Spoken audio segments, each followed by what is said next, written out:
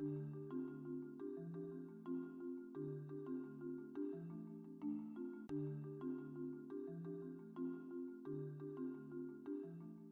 semester, along with Dr. James Person, I'll be teaching a class on the United States, China, and the intersection of interests on the Korean Peninsula.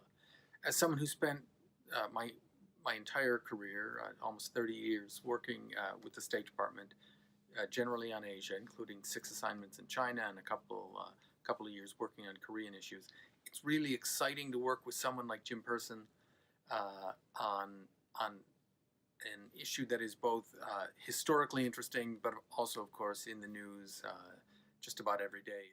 The Koreans have long described their country as being a shrimp among whales. It is a country that is in a very strategic region, surrounded by larger countries that have influenced Korean policies over the years. Two countries that have done this to a significant degree from throughout the 20th century, especially from the second half of the 20th century, are the United States and China. It's important for students to get a better sense of the interests of these two countries on the Korean Peninsula and how Koreans view the relationships with the United States and with China. So this course will look at it from the perspective both of a historian, which James Person will bring, and from a diplomatic practitioner, which I hope to be able to contribute to, and really look at how history contributes to the issues that we deal with every day as a great power, and China itself as a power in the region.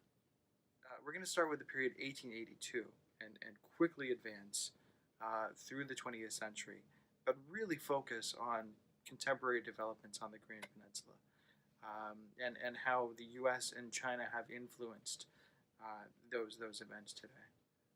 We'll be using a lot of primary source materials produced by people who were directly involved in Korean affairs.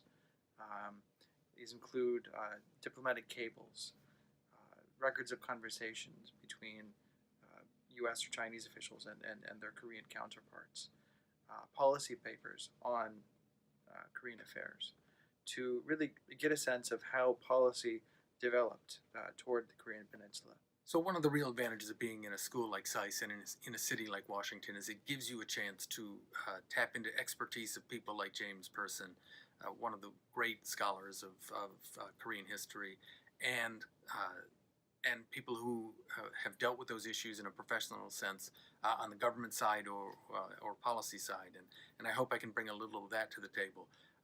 And of course, the other advantage, or the other reason I hope people will sign up for this course and will enjoy it, is that we'll be able to tap into the people who are still in the field, so experts, diplomats, and professionals who are still working these very timely issues.